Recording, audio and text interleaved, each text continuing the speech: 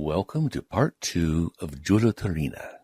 Be sure to listen to part 1 if you haven't already. We are presenting this in 3 parts as part of our weekly story releases. Originally recorded for a live audience over 15 years ago in December of 2010, the audio can be a little bit iffy. You might hear the storyteller referencing or speaking to people in the audience at that time.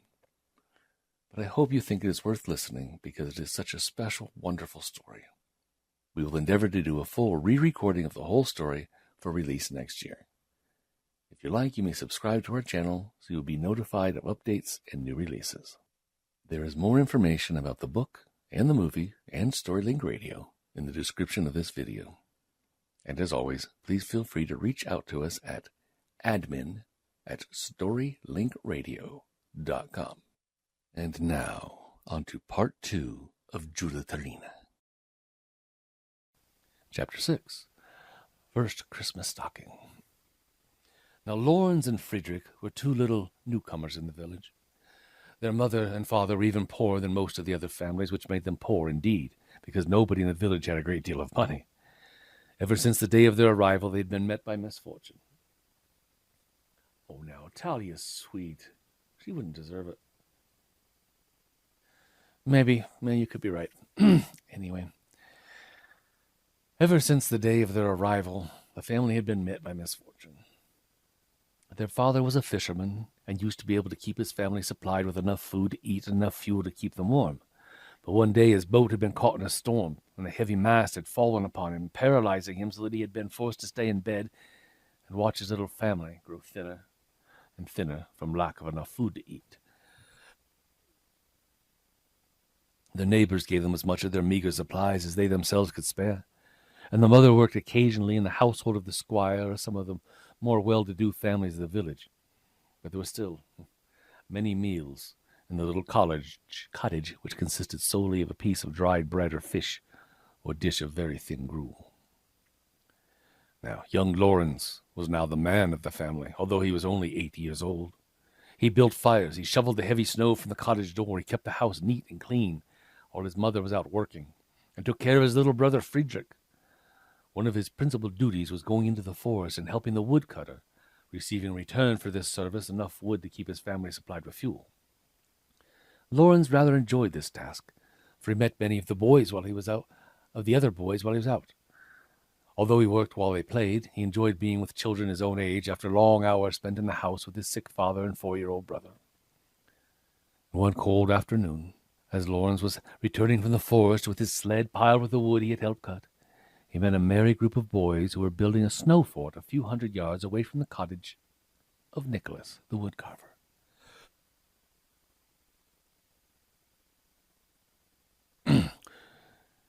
One of the little boys noticed the little figure dragging the heavy sled and called out, "Ho there, Lawrence! Hey, you want to be on our side?" Lawrence paused and looked wistfully at the boys playing in the snow. No, I guess not. I ought to get this wood home before nightfall." "Oh, you have plenty of time," one of them replied. "There's a good hour yet before the sun goes down. We'll help you drag your wood in if you'll stay." Lawrence hesitated, and then he dropped the rope of his sled and he joined the group.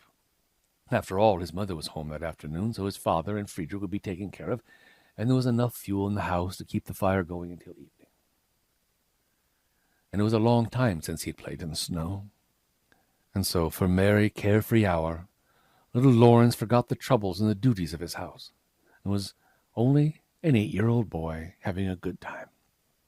When it was his turn to storm the fort, he joined his side with breathless, gay courage. He braved the storm of snowballs, climbed the icy walls of the fort, and took noisy possession. Then it was his turn to help his comrades hold the fort, so he warily kept out of sight, watching his chance to rise now and then above the white edge of the stronghold and hurl snowy missiles at the oncoming foe, pausing every once in a while to make himself a new supply of ammunition.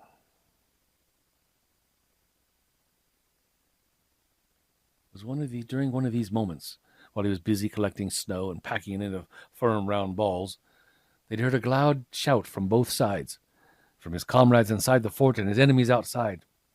"Nicholas! Hey, guys, there's Nicholas!" And Lawrence looked up to see the tall figure of the woodcarver approaching the group.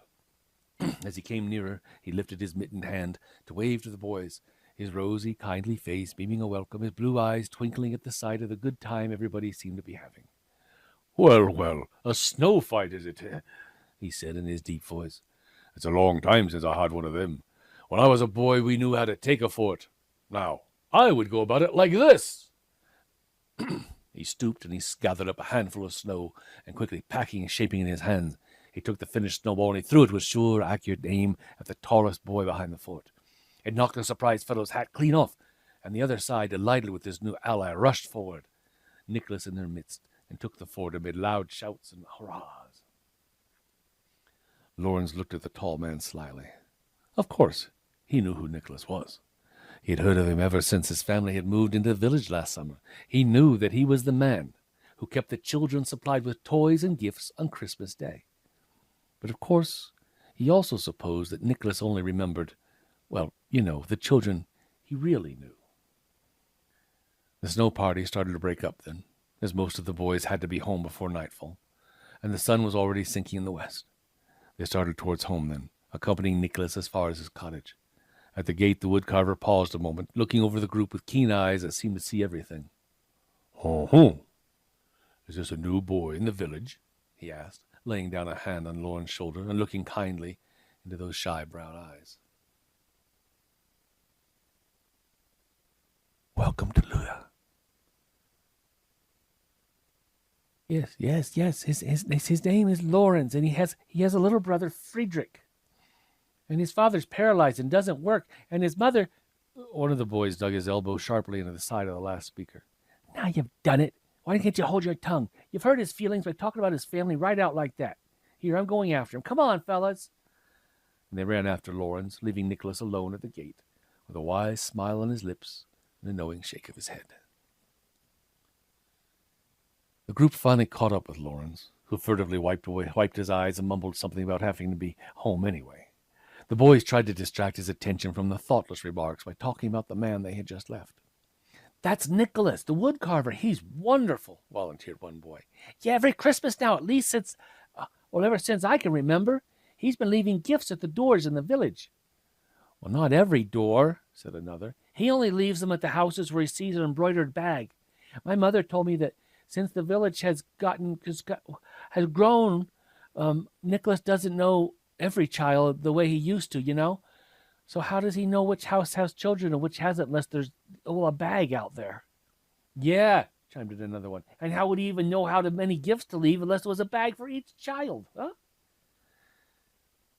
And so they went on and on about the wonderful things that Nicholas gave them, quite forgetting little Lawrence trudging along with his heavy sled, his heart growing just as heavy with each step. When he reached home, little Lawrence's mind was still occupied with the information he'd heard that afternoon. Oh, it would be wonderful for little Friedrich to have a gift from that kind man. Of course, it did not matter so much about him. He was 8 years old and didn't mind. At least, well, not very much. If he didn't get a toy. We all like toys, don't we? Because, well, when in the world would he have time to play with toys anyway? But the problem that began to spin round and round in his head was, how could he fix it so that Nicholas would know that there was a little boy in their house? Well, that night, Lawrence tried to get his mother interested. "Mother," he began somewhat doubtfully, for he well knew how tired she must be and probably unwilling to listen to nonsense about Christmas toys when her mind was occupied with the problem of where the next meal was coming from. "Mother, do you suppose we have a bag in the house?" "A bag? What kind of bag, child?" "Well, it should be an embroidered bag, really, but I suppose any kind of bag would do. You see, you hang it outside the door Christmas Eve, and then when Friedrich wakes up in the next morning, there's a fine toy for him. You see, it's Nicholas the Wood-carver who does it, and I thought if there was only some kind of bag around here." "Child, things like potatoes and flour come in bags, and those are things we haven't seen for many days. And goodness knows, with all my worries, I have no time to make you one. Forget about this Nicholas person anyway. I don't suppose he'd come to poor children like you anyway." So Lawrence was forced to abandon the idea of a bag to hang outside the door for his little brother Friedrich's Christmas gift. But he couldn't forget about Nicholas. Why, Out there in the forest, he looked like such a kind, jolly man. He wouldn't pass by a child's house just because he was poor. He thought and thought until finally Christmas Eve arrived. Lawrence was sitting by the fire helping Friedrich to undress. He sat staring into the fire while Friedrich capered around in his little nightshirt, taking advantage of his big brother's thoughtful moment to play just one more minute before going to bed. Lawrence absent-mindedly began to make a neat pile of the little fellow's clothing so it would be ready for him in the morning. As he picked up a little stocking, long and warm and woolly, he held it up and said jokingly, "Now that would hold some kind of gift just as well as any old embroidered bag." He stopped short. He stared intently at the stocking. "Why not? Why not?" Little Friedrich looked frightened. Lawrence, what are you looking at my stocking for? What are you going to do with it?" Lawrence gave a joyful shout. "Do with it, Friedrich. I'm going to hang it outside the door." With one leap, he flung open the cottage door. So Christmas Eve in the village, a bright winter moon shining in the star-filled sky, glistening white snow banked everywhere, on the roads, on the rooftops, on the fences, in the doorways, houses darkened and inmates all sleeping soundly. Not a soul stirring in the streets, but one figure who stole silently from door to door, leaving bulging bags filled with gifts. At Lawrence's doorway, the figure paused. In the bright moonlight, there was a funny object to be seen dangling outside the door. A child's woolen sock, a stocking. Nicholas laughed silently, a kind and tender laugh, then reached down into his pack, and he filled the lonely little stocking to the top, and with a snap of his whip and a jingling of sleigh bells, he was off to the next house. Depends on what's in them, Rick, how much trouble you get in for looking at them. And so the next morning, little Friedrich was presented with not one, not two, but 5 tiny little toys, boats and horses and sleighs. In the bottom of the stocking, way down in the toe, were 5 large pieces of gold, enough to keep a whole family through the winter. Little Friedrich shouted with joy. The mother almost sat up in bed, and his father almost sat up in bed in his excitement. The mother's eyes were bright with happy tears, and Lawrence hugged close to his heart the very first Christmas stocking. Chapter 7. Nicholas's first red suit. Squire Kenson, the richest man in the village, came driving up to Nicholas's cottage door one day with a commission to carve a new chest for his youngest daughter, who was planning to be married. No, Rick, like a hope chest, a box. Jeez, the things. Now Nicholas was attracted by the sound of silver bells and reindeer hooves on the snow. He looked out of his window and he saw the beautiful equipage the squire traveled about in, a shiny red sleigh drawn by 2 beautiful reindeer, Donder and Blitzen. They were called by the children of the village, that's Thunder and Lightning, because they traveled so swiftly. Now Nicholas gazed at the 2. Ever wonder what Donder and Blitzen meant? It means thunder and lightning. Nicholas gazed at the 2 beautiful animals, and he thought how much more rapidly they would carry him about on Christmas Eve than his old horse, who was getting slower and slower as the years went on. Then Nicholas hastened to open the door for the squire, who stated his errand briefly and gave directions about the size of the chest and when he expected it to be finished. All the while he was talking, the wood-carver was gazing admiringly at the fine suit of red deerskin his visitor was wearing. As he nodded and made notes of the instructions, Nicholas's eyes missed no detail of the squire's outfit. The suit was made in the fashion of the district, that is, the coat rather long and belted at the waist, the trousers loose and caught at the calf by a shining leather leggings. Soft white ermine bound the coat at the collar, the cuffs, and around the bottom. The same beautiful fur was around the close-fitting red hat. After the squire had finished his errand and had driven off, led by Donder and Blitzen's flying hoofs, Nicholas went on with the task at hand, but with his mind on the beautiful red suit. "There's no reason I can't have one too," he said to himself. "I have all my winter supplies in and the wood all paid for, and there's still a bag of gold coin that I'll never be able to spend. The widow Orphan could well make some use of that, and they say that she's the cleverest needlewoman in the village. I think I'll drive over there tomorrow and see what can be done. I've gone around looking like a poor orphan instead of a well-to-do wood-carver long enough. And for those of you just joining us tonight and didn't hear last week, so where did he get all this gold from? Well, remember he was working with Marsden the wood-carver, who was a miserly, Ebenezerly type of person, who carved and did lots of wood things for his own village and all the villages around. He had a great deal of gold indeed, but he never spent any of it because he was miserly. When he left the cottage and the tools, he left that to Nicholas too.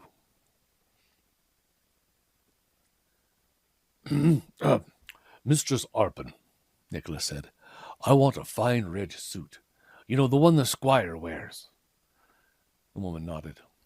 Well, of course I can't. I can't afford such fine, soft deerskin. Besides, there's no time to have all that deer dressed and prepped, and I know very well I can't have mine trimmed with real ermine. Now, what would you suggest? The widow thought a moment. Well, we could get a good bolt of strong homespun for the weaver, and I could dye it myself. I've had a wonderful red from stewing rowan berries, and then I'm sure we get enough pure white rabbit skins from Leaf the Trapper to trim the neck and the cuffs. It would make a fine suit, and you'd look splendid in it, Nicholas. Hello, wanderer. Nicholas rose, well pleased with the plan for the work. He took out of his pocket a handful of gold coins and laid them on the table. There, I think that'll take care of the material and the labor. But Nicholas, that's more than enough. Why, half this would keep my family all through the winter. Then keep it, woman. You've had a hard time since your good man died to keep your little family warm and well fed. I have enough to spare, so let's not quibble over a few gold coins. I'll not be the man to die with a chest of gold buried beneath my hearthstone. The widow stood at her door and watched Nicholas drive away through the snow. Hey, there's a fine man, she murmured, the gold pieces jingling through her fingers. A fine, big man. Did you notice you were mentioned in the story there, Quibble? And so she bought the homespun, which she dyed a beautiful bright red. And then a strange thing happened. She had no pattern to go by, as Nicholas was wearing the only tunic he owned, and he could spare no time from his work to have a fitting. So the widow cut and sewed the suit with the image of a fine big man constantly before her. Now Nicholas was not a short man by any means, but he was rather thin. And yet as Mistress Arpin planned and pieced the suit together, she knew she was sewing for a fine, generous man. She made the suit to fit Nicholas's heart instead of his body.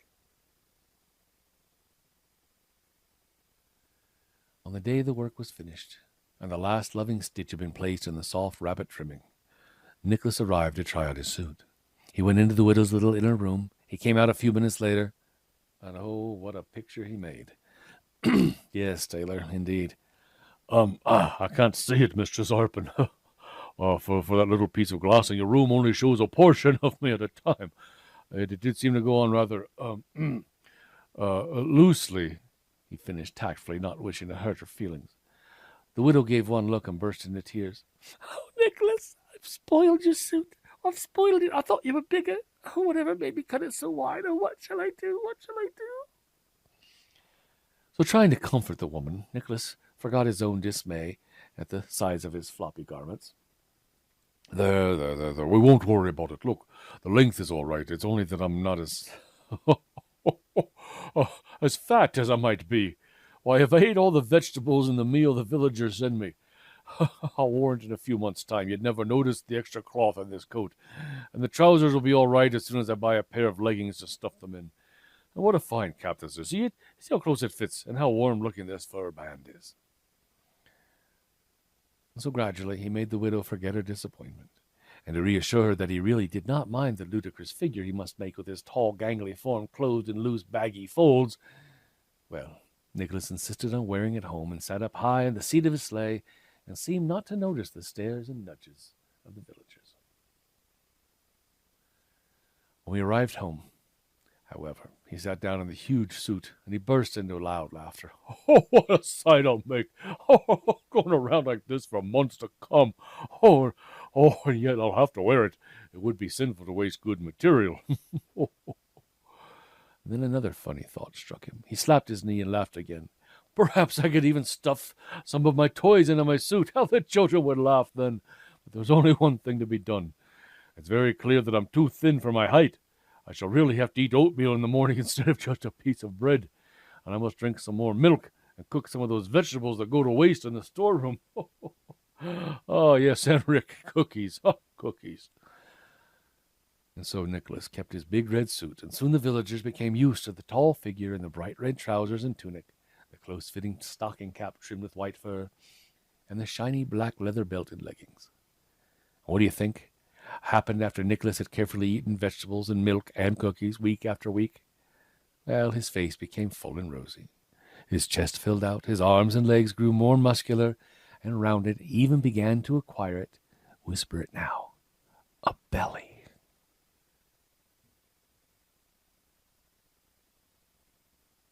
Chapter 8, Donder and Blitzen.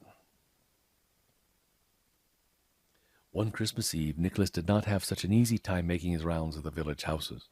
To begin with, he was considerably amused and rather dismayed to discover that instead of one embroidered bag for each house, the children had followed little Lauren's example and had each put out a woolen stocking. So with some families having 5 or 6 children, there was often quite a row of stockings nailed up on the door. Of course, Nicholas could not very well put just one toy in each stocking. It made the rest of it look so flat and empty. But since he hadn't stocked his sleigh with enough gifts so that there would be several for each child, he found himself with an empty sleigh and only halfway through his list. Lucky I have that extra supply of toys at home in the chest, he said to himself as he made a flying trip back to the cottage for more gifts. He loaded the sleigh again and started out once more, with half the night gone and his list not completed. Poor old Lufka, his horse, tried his best, but he was getting old and could not make very fast progress through the heavy snow. He kept turning a patient head around at Nicholas, who spoke to him encouragingly. Try that again in English. Come on now, lad. Only 2 more houses. You can make it. The sleigh's not so heavy now with all that double load delivered. Come on, boy, come on. Now Lufka wagged his head at his master's voice and tossed in the air as though to say, Yes, but tonight we had to make an extra trip back to the cottage, didn't we? And when I thought I was going to be nicely bedded down for the night, off you went again, didn't you? And I must say, I like the snow better when there's a crust on top, instead of this heavy stuff. I'm always stumbling, and I have 4 legs, don't you know, to get trapped in the snow. There now, And his dear horse went on and on like that. And then down went the good old beast into a ditch, and crack went one of the sleigh runners. Nicholas climbed down, and after reassuring himself that Lufka had no broken bones, he shook his head ruefully at the sight of the old sleigh. Oh, well, I guess that's the end of that, old boy, he remarked to Lufka, who had stumbled upright and was now busy trying to flick the snow off with his tail. Looks as though we'll have to get a new sleigh. Oh, my friend, I'm afraid your traveling days are over, too. You're getting a little old for this heavy driving. Nicholas had to finish his Christmas visits on foot that year, and the first rosy streaks of dawn were brightening the sky when he and Lufka finally returned to the cottage. Nicholas, fat and rosy, puffing heavily, Lufka dragging his tired old bones straight to the door of his stable. For many days after that particular Christmas Eve, the villagers and children who passed Nicholas's door noticed that he was not working at his bench. Instead, there could be heard the sounds of hammering and sawing from the large shed where he kept his supply of wood and where he did the larger pieces of work which required more room. The villagers said to each other, must be some beautiful bridal chest that keeps Nicholas so busy these days. Or maybe it's a boat he's building for himself, they joked. Spring came, the late northern spring, and Nicholas was again seen at his workbench. When the curious townsfolk questioned him on his long, secret task of the winter, he would only shake his dark yellow head. The yellow was now beginning to show streaks of white, and say with a sly smile, Ho, ho, ho, ho. You'll see soon enough. Just you wait. Hello, Tyrone. Soon, however, the villagers forgot their curiosity in a new, exciting piece of news which was spreading over the village. Nicholas heard most of it at his workbench, where people of all ages gathered now and then to chat with the woodcarver. "So, what's this I hear about the squire, Otto?" Nicholas asked his old friend, with whom he had lived as a boy, on his very first Christmas. "Ah," said Otto, also just as old as Nicholas now. "Ah." He puffed contentedly at his pipe, settling down to a long gossip. "Well, Nicholas, they say that things have not gone so well with the poor old squire these past 5 years or more. There were those ships of his that didn't come home, you know. Then they say that his overseer ran away with a good part of the year's rents." Yep, put in old Hans Clinker. "Then there was the matter of a mine that his son persuaded him to invest in, Too bad. Ha. They all sighed with a sort of self-satisfied air that they themselves would never have done something so foolish with their money, if they had ever had any to be foolish with. "Anyway, now," continued Otto, leaning forward with most interesting part of the story, "now the squire has to sell most of his lands and household goods to pay the creditors and start in again. Yes, he's a tenacious man. Yeah, he'll start in again, that one will. Anyway, will you be going up to the sale tomorrow, Nicholas?" Nicholas looked up from the piece of wood he was planing to ask, "Oh, what would I be buying from the squire? I don't want any more land. I make for myself as fine a furniture as any he has at his house. In fact, I made most of the furniture he has at his house." "Well," said Hans, "he's got some good animals up there, you know. Those 2 horses now, and that set of reindeer, True enough. True enough," said Nicholas, finally interested enough to put down his work. Yes, boys, Lufka's too old to be much help to me now. I think I might go up there with you boys tomorrow and see some of the excitement." And so the next morning found Nicholas in the center of an eager, curious crowd. Farmers who hoped to get some of Squire's good land cheap, fishermen who were interested in the 2 or 3 boats the Squire still owned, housewives who thought they might like a chair or table from such a fine household, and scores of others who had come along just to watch the rest of the crowd. Nicholas wandered down to the stables, was instantly surrounded by a group of men who knew he was interested in the horses and were ready to give him much free advice.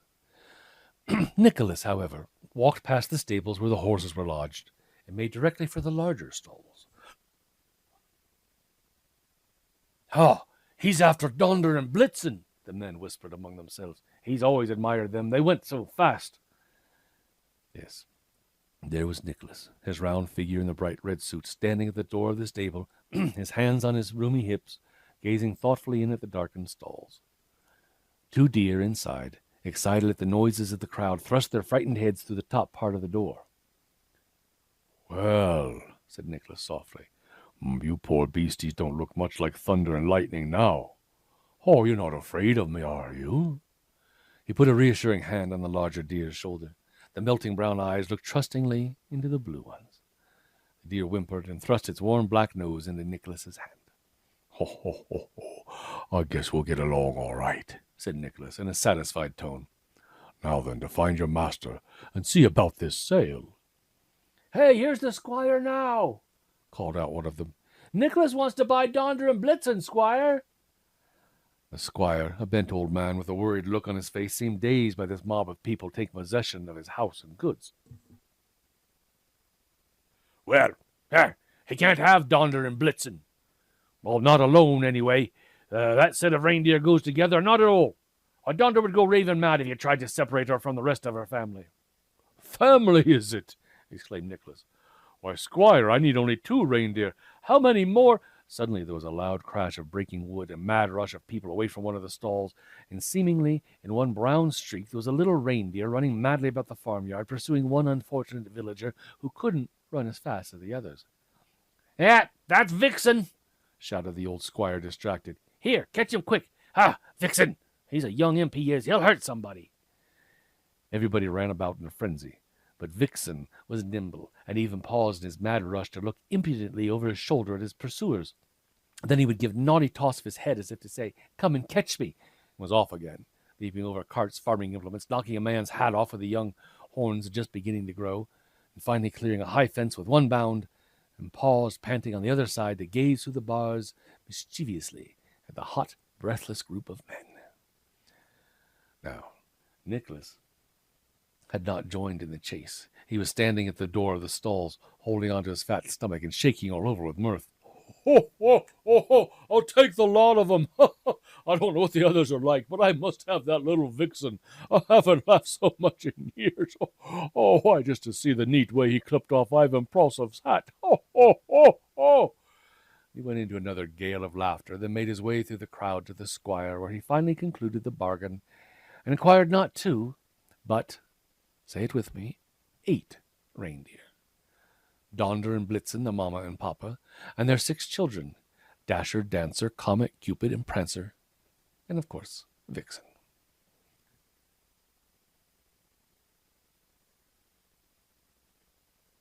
Chapter 9, The Naughty Reindeer. Now, you'd never recognize the woodcarver's cottage now as the peaceful little dwelling it once had been. In order to shelter his 8 reindeer, Nicholas had to build an extra shed, which was almost as large as the cottage itself. Good call, Mr. Quargan. All would be well if the animals stayed where they belonged. But Vixen seemed to take delight in butting his head against the door of his stall, so that Nicholas had to rebuild it 3 times. He would hear a loud crash, look up from his work with a sigh. "Oh, I suppose that's Vixen again. Now, if he were only as quiet and gentle as his brothers. Well, I don't suppose I'd like him as well," he concluded with a rueful shake of his head.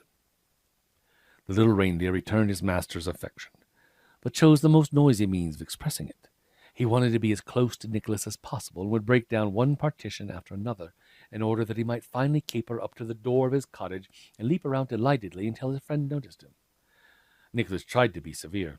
"Now this time you will be punished. I have too much work to do to be bothered chasing you around." You'd make a mad dash after the young imp, who only treated it as a game and retreated quickly behind a neighboring tree, poking his head drolly around the trunk, almost laughing with glee at Nicholas's fat form, panting for breath as he tried to catch him. Then Nicholas would try coaxing. There now. Be a good little reindeer. If you don't behave, I won't take you out with me on Christmas Eve. You know we all want to have a fine showing. There's that secret I told you about in the shed." He finally reached Vixen's side. Placing his arm lovingly around his neck, talked gently and soothingly to the little animal of oats and secrets in the shed and many other things. And little Vixen looked at him with soft, delighted eyes at his master. And Nicholas would lead him back to his stall and return to his work, satisfied that once more he had quelled this young rebel. Now he had no trouble at all with the old deer. Donder and Blitzen, and Prancer, Dasher, Dancer, Cupid, and Comet were gentle creatures who patiently endured all the nips on the ear, which was Vixen's way of teasing his more settled brothers. Nicholas was completing plans for Christmas Eve grander than any he ever had this year. He worked day and night to finish his toy making. He made a final inspection of the mysterious object in the woodshed. He scrubbed and curried his reindeer until their hides were sleek and shining. Finally, the great night arrived. Nicholas made many trips back and forth through the woodshed, his arms laden with bright little dolls, houses, boats, and animals. After 3 hours of preparation, everything seemed to be ready. It was almost midnight. Nicholas opened the stall where his reindeer were waiting and led them out into the yard. "Donder and Blitzen at the head, then Dasher, Dancer, because you're the next strongest, then Comet and Cupid, and then Prancer and... Oh, where is Vixen?" The other deer looked resignedly at their master and settled down to wait. You might know Vixen would be up to something at such an important time. Nicholas dashed madly in and out of the stable, calling, "Vixen! Vixen, you young imp, where are you? Oh, if I catch you, or..." Suddenly there was an answering whimper from somewhere over his head. He looked up. Donder and Blitzen looked up at their bad child. Prancer, Dasher, Dancer, Cupid, and Comet looked up at their mischievous younger brother, who was perched on the roof of the house, playfully butting the chimney with his horns. "Oh, you bad reindeer! How did you get up there?" "Oh, I see. You climbed the low shed, then you jumped over to the cottage roof, and... How are you going to get down, eh? Well, I'll tell you," Nicholas shouted, really angry for now, for he would stand no trifling about his Christmas visits to the children. "I'll tell you, you Vixen, you little imp, you won't get down. You stay there for all I care. I'll leave Prancer at home and take only 6. I suppose you're afraid to jump down again, you bold imp. Well, I'll not help you. I'm through with you." Vixen whimpered again. He was really sorry, and he was really frightened. So frightened they couldn't remember clearly how it was he had reached the roof. He leaned against the chimney. Wet tears ran down Vixen's nose. He looked beseechingly down at Nicholas, but his master turned sternly away and began harnessing the deer together. Vixen became annoyed. How dare they leave without him? He stamped an angry little hoof on the hard crust of snow. Crack went the crust. Vixen toppled over on the roof and felt himself carried down the slope swiftly, carried right over the edge and landed head first in a soft snowbank right at Nicholas's feet. Oh, all you could see of the naughty little fellow were 4 hooves waving madly in the air. Nicholas began to laugh. The other reindeer lifted their heads in the air and seemed to enjoy the scene too. It was a thoroughly ashamed and meek little reindeer who finally scrambled out of the snowbank and took his place quietly beside Prancer. Now, for the big show. Nicholas finished tying the 8 reindeers to each other with a harness bright with jingling silver bells. He slowly backed them to the woodshed door, which he opened, disclosing a most beautiful sight. There stood a bright, shining red sleigh, trimmed with silver stripes and stars. The runner curving up in front to form a swan's head, the back roomy enough to hold toys for several villages full of children. Nicholas backed his reindeer in the shafts. He climbed up on the high seat, beautifully padded with cushions made of soft doe skin. He took out of the socket a long, shiny black whip. He snapped it in the air, and they were off. The villagers were wakened from their sleep by merry jingling of silver bells, by the stamp of reindeers' hooves on the hard snow, by the snap of a whip. They peeked out from behind their curtains and saw a brave sight. They saw by the white light of the moon a shining red sleigh drawn by 8 prancing reindeer, whose flying hooves went as fast as lightning. They saw a well-loved figure perched high up on his seat, snapping a long black whip in the air with one hand and guiding his reindeer with the other. A big round man, dressed in a red-belted tunic trimmed with white fur, baggy trousers stuffed into high black leggings, and a close-fitting red stocking cap, which flew in the wind. Now they were not close enough to see how the sharp rush of air made his rosy cheeks even rosier, and nipped his nose so that it too was almost the color of his suit, and stung his bright blue eyes that they twinkled and glistened like Christmas snow. They were not close enough to see his face, but one and all, as they returned to their warm beds, murmured out of full hearts, "That's Nicholas on his way to the children. Oh, God bless him." Chapter 10, Down the Chimney. Now, one year, when Nicholas was about 50 years old, and his hair and beard were getting as white as the snow around his cottage, much like Shandon's, he was growing as round as the balls he gave the children. A strange family came to live in the village. Now, not much of a family to be sure. Just one little old man, as brown and wrinkled as a nut, and a thin little girl, who shrank away from the crowd of villagers had gathered, as they always gathered when something new and strange was happening. "His name is Carl Dinsler," one woman whispered. "The old squire's housekeeper told me all about him. They say he's very, very rich. He must be to have to pay in money, have money enough to buy a big house on a hill like that." "Yeah, well, he might be rich, but he certainly doesn't look it. Why, that poor little old nag he drove into the village must be 100. Did you see how poorly and shabbily he was dressed?" Yeah, and that poor little mite he had with him. Oh, the poor little thing. She looks as though a good meal wouldn't do her any harm. Who is she, anyway?" The housekeeper said that's his granddaughter. The child's parents died just a short while ago, way down in the Southlands, and they say this old man bought the house up here to be alone." "He can stay alone, then." "Did you see the black looks he turned on us all when we came out to welcome them to the village?" "Yes. Oh, but somehow I pity that little one. Who's to take care of her up in that big barn of a place?" It was lucky the villagers had a chance to get a good look at the newcomers on their first appearance in town. For after that first day, very little was seen of them at all. The little girl seemed to have vanished completely. The old man descended the hill only to buy small amounts of food, some fish, and some flour.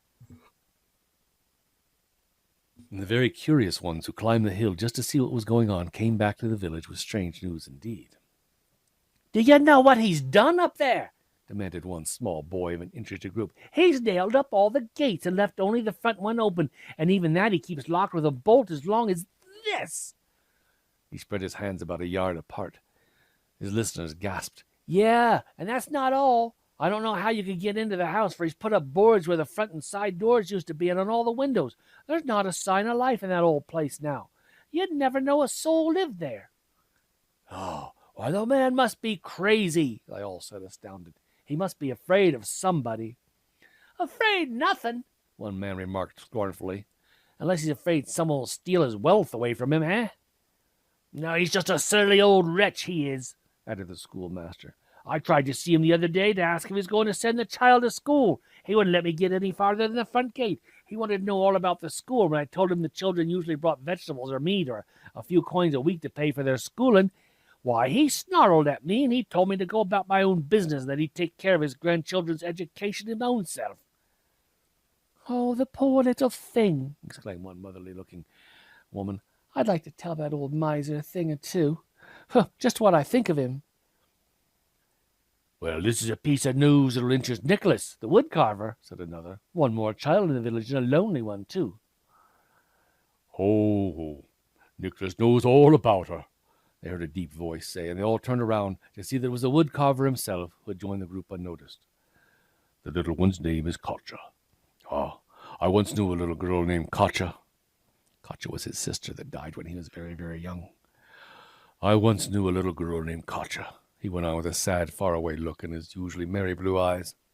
"And that's why I'd like to do something for this poor child."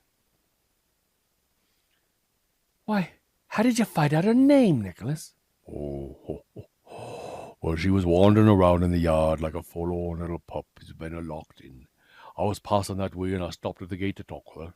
She says she's not allowed to go outside the fence, and that she can play in the yard only 1 hour each day. She also told me that her grandfather doesn't want her to mix with the village children for fear she'll be the talk of that she'll talk about the gold that he has, she says. The honest villagers were indignant.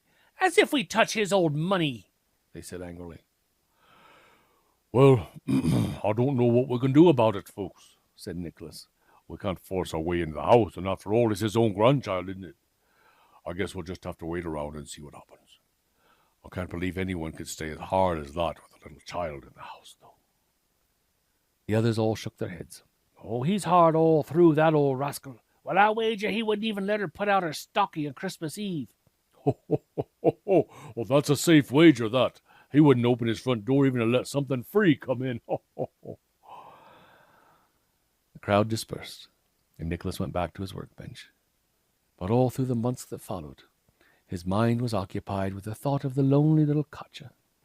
He saw her several times after that, and he learned that it was true that she would not be allowed to hang up her stocking. The last time he visited her, he had been seen by old Dinsler, who waved his stick at Nicholas and told him angrily to keep away from his house and his grandchild. And after that day, little Katja was to be seen no more. Hoping for the best, however, Nicholas carefully made a few little toys for Katja, and he packed them away with his other gifts, and went on thinking and thinking, puzzling and puzzling till his puzzler was sore, until just about a week before Christmas, when he was out taking a walk around a big boarded-up house, hoping to catch a glimpse of Katja. A wonderful idea, a perfectly wonderful idea, struck him. He had been staring up at the forbidding-looking house, all barred and locked, when his attention was caught by a huge stone chimney up on the roof. His eyes brightened. He slapped his thigh and clucked to himself, "Ho, I'll try it. I may get stuck, but it's worth the attempt." Christmas Eve that year, as you recall, was a dark and moonless night. The wind whistled mournfully through the deserted streets. A cold sleet stung Nicholas's face and covered his sleigh and reindeer with a shiny coat of ice. "Come on now, lads. Come on," he encouraged his deer. "Trip's almost over. We've only one house on the hill now. It'll probably take me the rest of the night," he muttered to himself, shivering in his red coat and looking like a big snowman with the rain and sleet forming icicles on his snowy white beard. Nicholas tied the deer to the front gates, and then taking his sack from the back of the sleigh, climbed from his high seat to the top bar of the fence, and in a moment was down in the yard. He stopped to listen. Not a sound could be heard but a few shutters banging in the wind and the sighing of the big pines. He crept over to the side of the house, where a sort of porch covered one door, made an excellent ladder to the roof. He had a hard time fat and bulky as he was and encumbered by the sack on his back. But he finally puffed his way up to the top of the porch and in a few minutes was crouched on the sloping roof of the house. Now was the dangerous part. The roof was slippery with the sleet and rain that had fallen. Nicholas had to take out his little knife and hack away the ice to form wedges where he could get a foothold. Once he paused, breathless, when he thought he heard footsteps in the darkness below. He listened intently, but discovered it was only the impatient stamping of one of his reindeer. Finally, a big shape loomed up above him. It was the chimney. Nicholas stopped to rest a moment, then leaned over the wide edge and looked down into the inky blackness. Oh, just as I thought, he murmured in a satisfied tone. That old miser lets his fire go out nights, even such a bitter cold one as this. So Nicholas climbed over the edge, and then began his slow, perilous descent, feeling carefully with his feet for jutting bricks, pressing one hand flat on the sides, and bracing his back firmly against the walls. He got stuck only twice, just for a minute or so, and so slowly made his way through the sooty chimney until he finally felt solid earth beneath his feet. He stepped out of the fireplace into a room which was only slightly larger than the black chimney. When his eyes became accustomed to the darkness, he made out the dim outlines of a table and, groping around, found the stub of a candle which he lit. And then he was set to work swiftly. He drew out from his pack a bright blue woolen stocking, which he filled to the brim with little toys and nuts and raisins, for he thought the hungry little girl might like a few sweets. Then he hung the fat stocking right on the fireplace, weighted down with a heavy brass candlestick. He stood back a moment to survey his work, and was just leaning over the candle to blow it out and make his difficult way back up the chimney, when he was startled by the sudden opening of a door, and a furious figure dashed into the room. "Hi, sneaking into my house, eh? You after my gold, I suppose? I'll show you how I treat thieves. I'll show you." The old man picked up a heavy pair of iron fire tongs and made a lunge at Nicholas, who rapidly sprang aside, so the table was between him and the mad old miser. "Don't be such a fool, man," he said quickly, realizing the other was in such a rage he was dangerous. "I haven't come here after your gold. Look." "You haven't, eh? Then what brings you here? If it isn't some thieving purpose, why do you break into an honest man's house in the dead of night, if it isn't for the wealth I'm supposed to have, eh?" "What brings me in here? Look behind you at that stocking there. The other children in the village leave theirs outside their doors, but you have that poor child so frightened she's afraid to ask you for anything. I only wanted to make her feel she was just as good as the others, that she could get her gifts the same as they find on Christmas morning." Gifts! Gifts! The old man, bewildered, lowered his dangerous-looking weapon. You give things away?" He looked at Nicholas as though he were some strange kind of animal. "Yes, I do," answered Nicholas, relieved to see the fire tongs out of sight. "I'll even give you a Christmas gift, you foolish old man. Here, if it's gold is all that you care for, then gold it is. Here's more and more and more to add to your hoard." He reached into his deep pockets, and Nicholas poured a stream of bright gold on the table under old Carl's astonished eyes. "There, that's just to show you how unimportant I think money is compared to the love of a little child, which you might have. Did you ever try to make Katja's eyes twinkle at you? No, you only see the bright glitter of this stuff, and so her eyes are sad, pitiful things when you look into them. Did you ever feel her warm little hand tucked itself into yours? No, your fingers are satisfied with a cold touch of gold. I pity you, old man, but don't you dare touch that stocking, or I'll make you sorry for yourself as well. And now," Nicholas finished his tirade and brushed some soot from one eye, "now will you please show me the way to the door? I don't intend to climb up that chimney. I'll never get this suit clean again as it is." And so Nicholas marched out of the room, a ridiculous, stout figure covered with soot from head to toe, yet somehow a very impressive person, old Carl, who hastened ahead of him and silently led him and one tiny little mouse out into the black and stormy night. The village buzzed with excitement during the following week. Something had stirred up the old miser on the hill.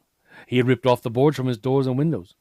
He had bought a new horse and sleigh. He had stocked his larder with huge quantities of foodstuffs.